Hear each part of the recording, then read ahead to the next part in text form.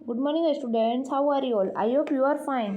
जैसे हमने last lecture में पढ़ा था मोशन और टाइम के बारे में, ठीक है। ऐसे आज का चैप्टर है आपका chapter 14, electric current and its effect. विद्युत धारा और उसके प्रभाव, मतलब करंट लगने से विद्युत धारा क्या होती है हम वो जानेंगे, और उसके क्या क्या इफेक्ट होते हैं, क्या क्या प्रभाव होते हैं, हम आज उन सबके बारे में रीड करेंगे। सो स्टार्ट करते हैं। You might have tried to game how study in is your hand, suggest in chapter 12 of class 6. If not, you may try it out now. Peli and Bujju had also set up the game by connecting an electric circuit as suggested in class 6. They had lots of trying it out with their families and friends. They enjoyed it so much they decide to suggest it to a cousin of theirs who stay in a different town. So Pehli made a neat drawing showing how to various electric components were to be connected. Figure 14.1। जैसे आपने standard 6 में देखा था कि जो भी एक विद्युत परिपथ होता है वो संयोजित किया जाता है खेल में, ठीक है। जैसे आप खेलने का प्रयास कर रहे हो, कोई भी मतलब खेलने की प्रैक्टिस कर रहे हो, ठीक है। तो बुज्जू और पहली ने भी क्या किया था, क्लास 6 में आपके खेल के अनुसार एक विद्युत परिपथ संयोजित किया था, जिससे क्या है उनको खेल में बहुत ही आनंद आया। मतलब क्या क्या उन्होंने एक ऐसा इलेक्ट्रॉनिक करंट बनाया, जैसे इलेक्ट्रॉनिक जो होता है वो ऐसा वायर से कनेक्ट करके बनाया, ठीक है, जिससे उनको खेलने में बहुत ही मज़ा आया। फिर आपके यहाँ जैसे आप देख सकते हो activity 14.1, make the electric circuits on in the figure 14.7। जैसे 14.7 में जो आपको एक्टिविटी विद्युत परिपथ दिया गया था, सर्किट दिया गया था, वो आपको बनाना है। You use a similar circuit in class 6 to make a electronic bulb glow. Do you remember that the bulb glows only when the switch is on position. जैसे आपने क्लास 6 में देखा था कि विद्युत परिपथ का उपयोग कब होगा, जब क्या होगा, सिर्फ स्विच ऑन होगा, स्विच ऑन की स्थिति में होगा। वैसे ही क्या होगा, जो लाइट होगा, जो करंट होगा, वो वहाँ पे विद्युत परिपथ के द्वारा पहुँचने लगता है, ठीक है। Copy the electric circuit in your notebook. आपको ऐसी इलेक्ट्रिक सर्किट की कॉपी करके नोटबुक में बनाना है।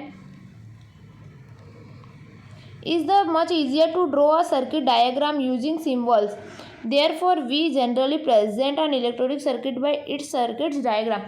आप अलग अलग प्रतीकों का उपयोग करके विद्युत परिपथ का आलेख तैयार कर सकते हो। जैसे आप यहाँ देख सकते हो ये वाला, ऐसे अलग अलग आपको सिंबल रेडी करके आप एक परिपथ, आपको विद्युत जो सर्किट डायग्राम होता है वो आपको रेडी करना है, ठीक है।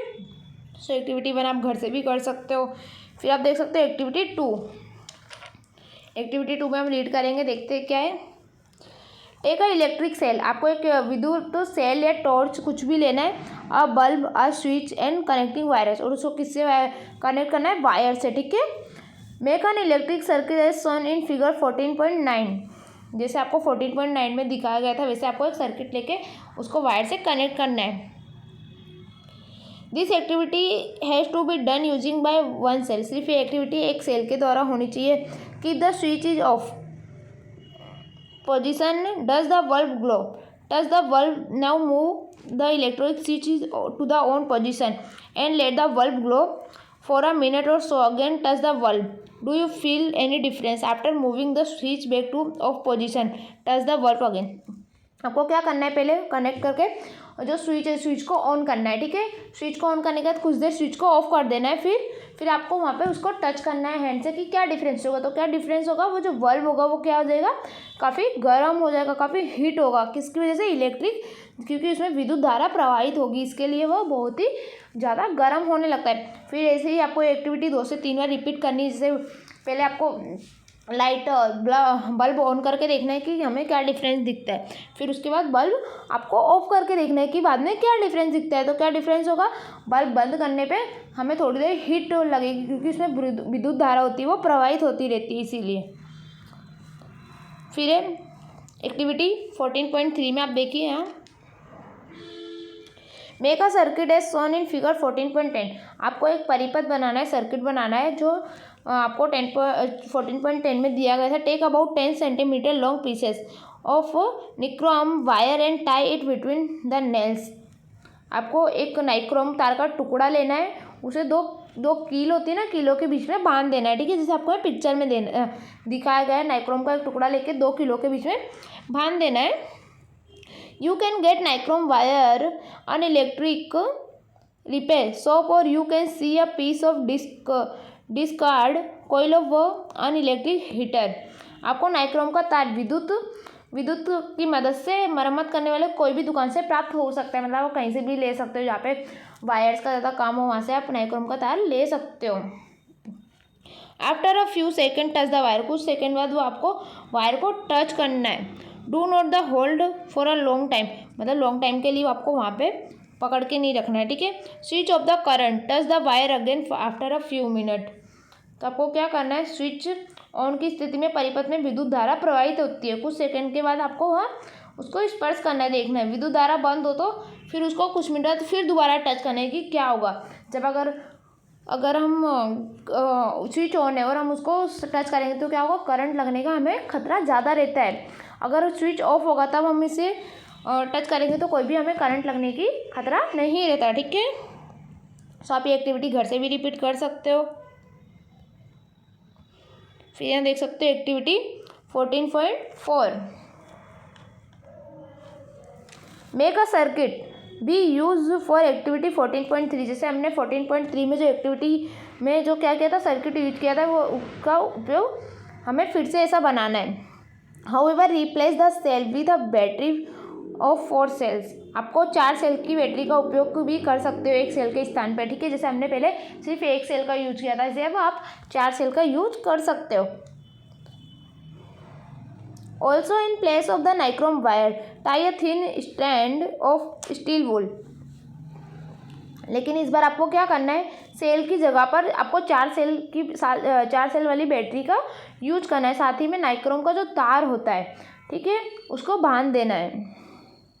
If there are any fans in room, switch them off. अगर रूम में कोई भी फैन है, कोई भी पंखा का स्विच चालू है तो आपको उसको बंद कर देना है, पंखे को, फैन को ऑफ कर देना है।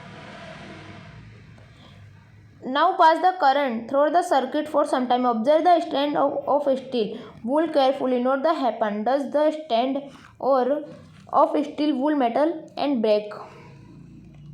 तो आपको इसमें क्या करना है, रसोई घर के बर्तनों को साफ़ करने में जो यूज होता है वो तार आपको बाहर से लाना है। फिर उसमें क्या करना है, थोड़ी देर उसमें विद्युत धारा आपको प्रवाहित करनी है। मतलब विद्युत धारा प्रवाहित करने की उसमें हमें क्या ऑब्जर्वेशन देखने को मिलता है, उसमें करंट प्रवाहित करना है, ठीक है।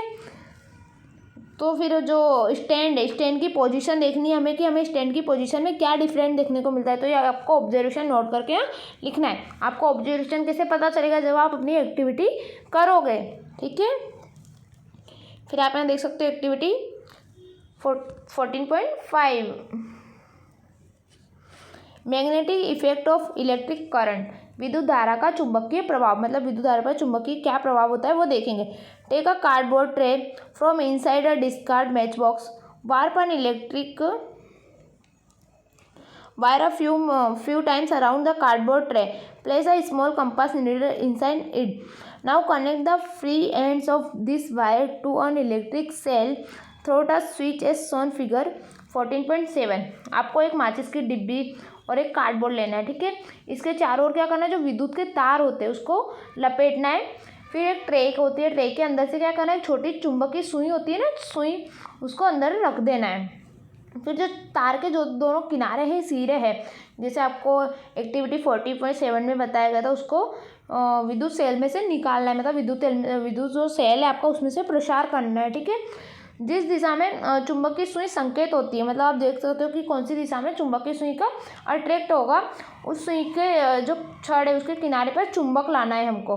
तो देखिए क्या होता है, मतलब उसका क्या ऑब्जर्वेशन होगा वो आपको यहाँ ऑब्जर्वेशन लिखना रहेगा। तो एक्टिविटी आपको घर से करके इसका ऑब्जर्वेशन नोट करना है कि हम ऐसे अगर सुई को चुंबक के छोड़े पर लाएंगे माचिस के डिब्बी में या फिर कार्डबोर्ड में रख के, तो उससे क्या ऑब्जर्वेशन होगा वो आपको यहाँ नोट करना रहेगा। फिर activity 14.6,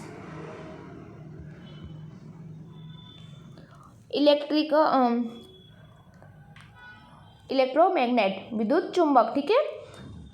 take around 75 centimetre long pieces of insulated plastic और क्लॉथ कवर और enamel flexible wire and an iron nail.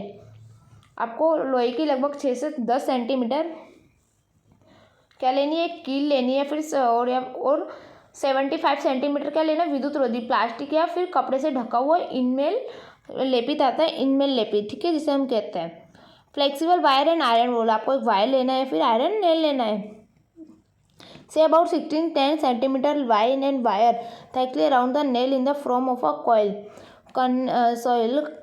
Connect the free ends of the wire to the terminals of a cell through a switch as shown in figure 14.9। जैसे 14.9 में आपको विद्युत बताया था कि विद्युत सेल में से वायर कैसे प्रसारित करते हैं, ठीक है, ऐसे ही आपको यहाँ विद्युत सेल में से संयोजित करना है।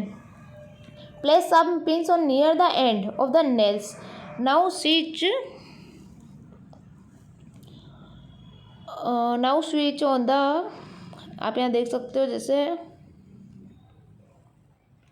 Switch on the current, what happen, do the pins cling to the tip of the nail, switch of the current, are the pins still clinging to the end of the nail? The coil in the above activity behave like a magnet when electric current flow through it. When the electric current is switched off, the coil generally loses its magnetism. Such coils are electromagnets. जैसे आप देख सकते हो, जब विद्युत धारा प्रवाहित होती है तो क्या होता है, चुंबक की जो भाती होती है वो व्यवहार करती है, ठीक है।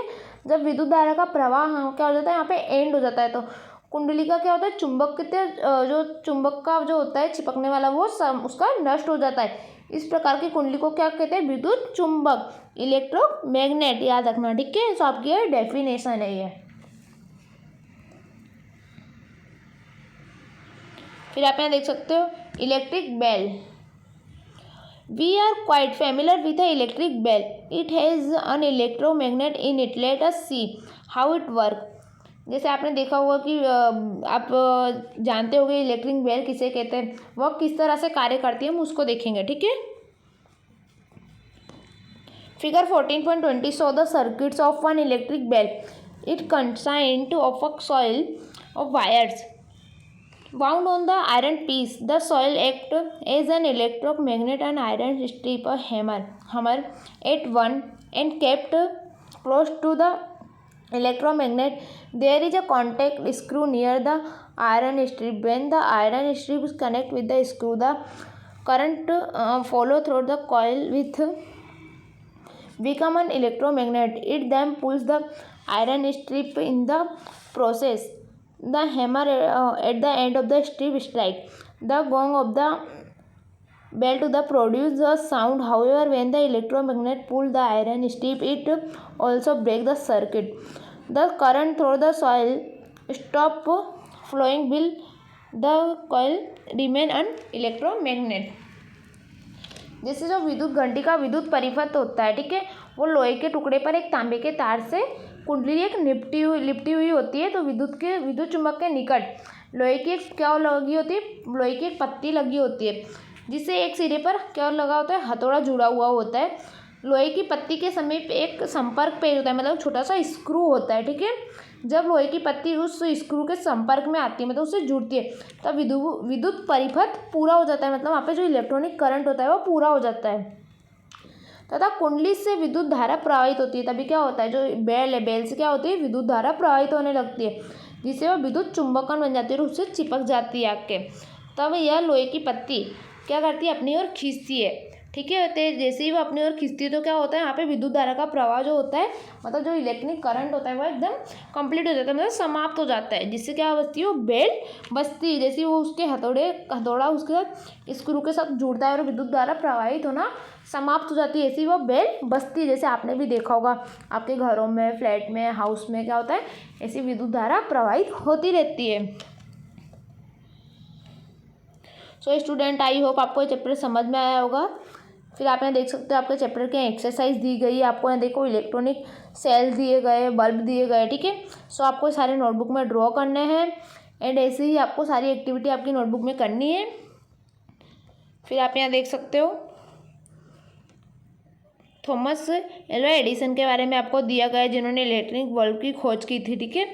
आई होप आपको समझ में आया होगा। आपको घर से इसकी प्रिपरेशन करनी है, चैप्टर रीडिंग करना है और इसकी सारी जो डेफिनेशन है और सारी एक्सरसाइज आपको नोटबुक में राइट डाउन करनी है। Thank you everyone.